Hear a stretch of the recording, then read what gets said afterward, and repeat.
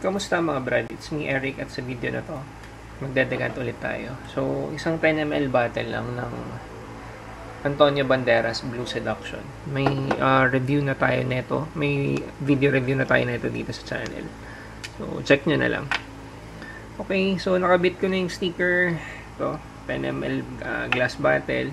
Pakita ko lang, nagpalit ako ng supplier ng sticker, yung sticker label. Kasi nagkaroon ako ng problema nung nakaraan. Nabubura yung labels pagdating dun sa customer. Hindi lahat Hindi ko din alam kung ilang percent. Pero maliit na percentage lang naman nung mga dumating. Parang 3 sila in total nung isang 1 week span. Yung isa may nag-leak. So normal yun kapag may nag-leak. Mabubura to.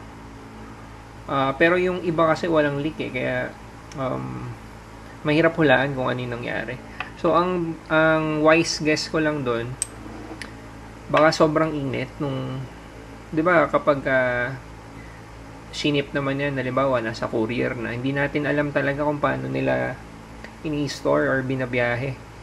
So, inuhulaan ko lang kasi thermal to So, ang weirdo lang kung bakit mabubura. Hindi naman sa pagyayabang, ang ganda na ng packaging natin. May box pa yun. So, yun. Saka hindi naman nangyayari before na may nabubura. Wala talaga.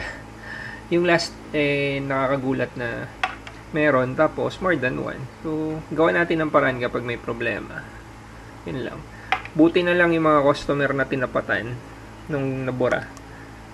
Madali ka usap. Parang importante lang naman sa kanila ma-identify. May pictures naman tayo before, yung during packing. So, nag-guide ko sila. Tapos, hindi naman din ganun kahirap hulaan yung amoy. I mean, nagawa ng paraan Tapos, natuwa pa ako kasi nagkaroon pa ng conversation with them. Pero nakakahiya din. Ayoko nung ganun dadating sa customer na may problema. Okay.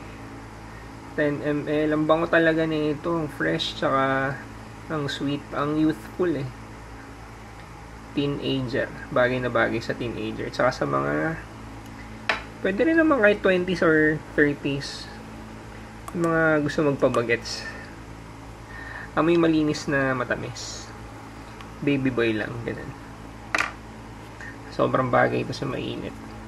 Okay. Lagyan ng Teflon. May nagtanong sa akin kung anong brand na ito. Naku, nakakalimutan ko kung anong brand. Iba-iba Ito, Chinese na, na brand, Hapseng. Merong ibang, depende kung saan ako nakabili. Mura lang naman ito. 13 pesos. Yung pinakamahal na nabili kong ganito, siguro 20 pesos. Yun. Tapos may nagtanong, pwede bang kapalan daw yung Teflon? Actually, pwede naman, pero depende. Kasi kapag sumobrang kapal naman, may specific na sukat kasi ito Baka imbis na makatulong, makasira. Ito is plastic. So, kapag sobrang kapal niyan, tapos pinilit mo, kasi kapag pinihit ko to palak, hindi naman pwedeng hindi sagad.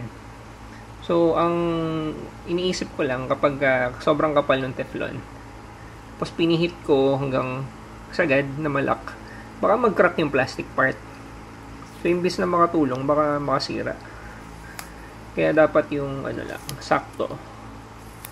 Okay, alam nyo na to diba? Nilagay natin ng tape for additional safety. Kasi kapag tinatransport, gaalog-alog, may kahit anong vibration pa yun kapag tinatransport.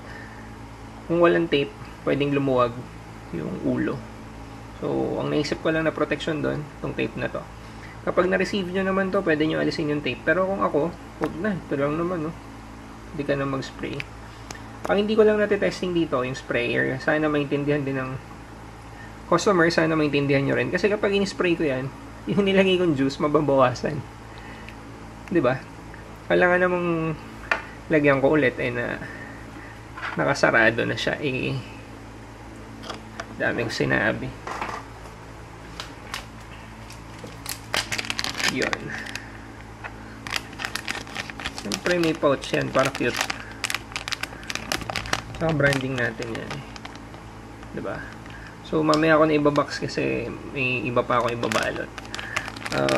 Kung naghanap kayo ng decants, check nyo na lang yung shop. Lagay ko sa link. Lagay ko sa description yung link. Thank you.